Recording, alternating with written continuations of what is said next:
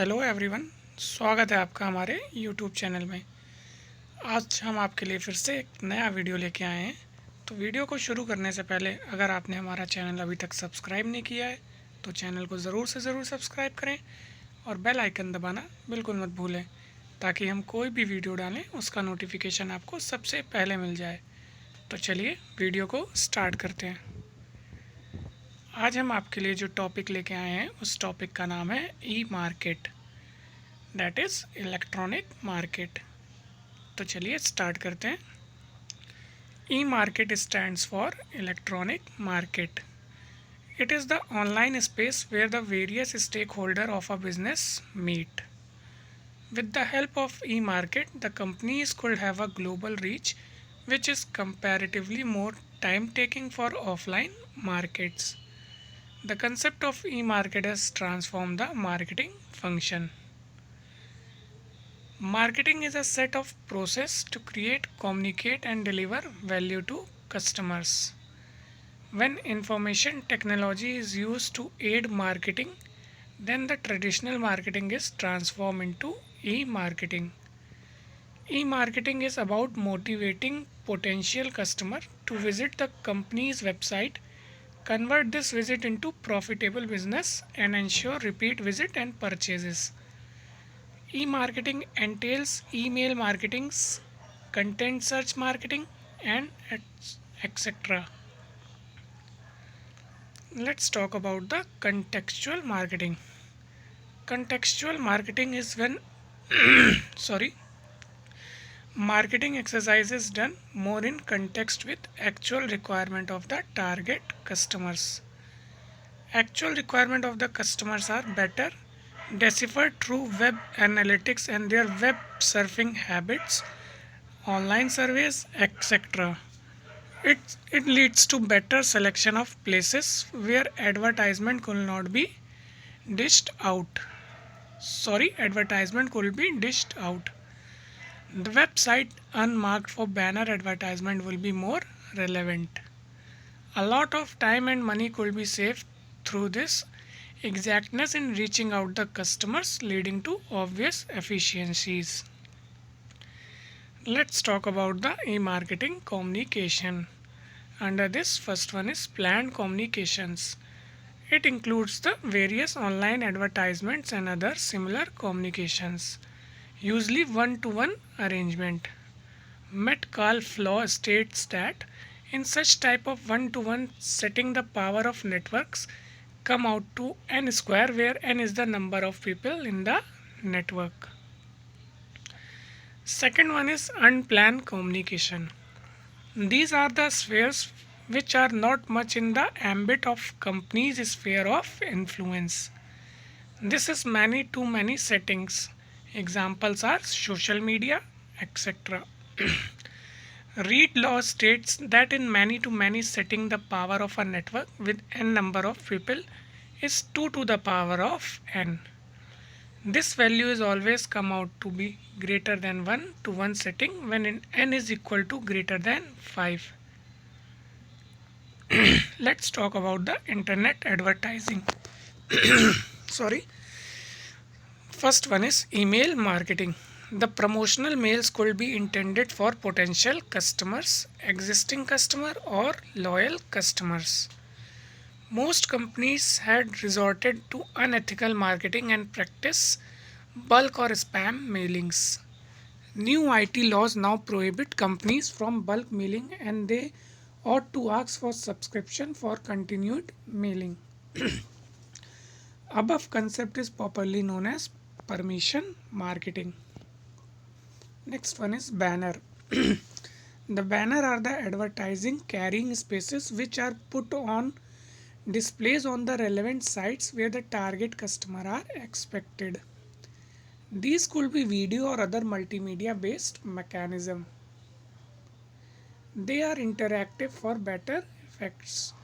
Many times these are demos of product with built-in provision for free trial versions. So win-win scenario for both companies and the customers. Next one is content sponsored advertising. Based on search engine optimizations, Companies buy keywords from search engine to ensure their website figure on top of any search page result displayed before potential customers. Company tweak the keywords or key phrases on direction of search engine companies. Highly lucrative and effective marketing tool as far as e-business are concerned. Next one is e-shops. Suppose there is a old furniture shop at Faizabad Road which is running shop since 1950. If the third generation from the family want to scale up the business and make its reach national or maybe global, it could open some new branches in other part of the city, state or the country. But this will be a time taking exercise entailing a lot of capital expenditure. So the best alternative will be setting up an e-shop which will provide global reach to the business as the website will prominently find a place in the World Wide Web. The business can very well continue with the traditional outlet also if it is does not intend to make it completely virtual. Next one is e-mall. This is a caps wherein many e-shops could function from a single websites. All the future needed by the various businesses will be provided by the company running the e-malls.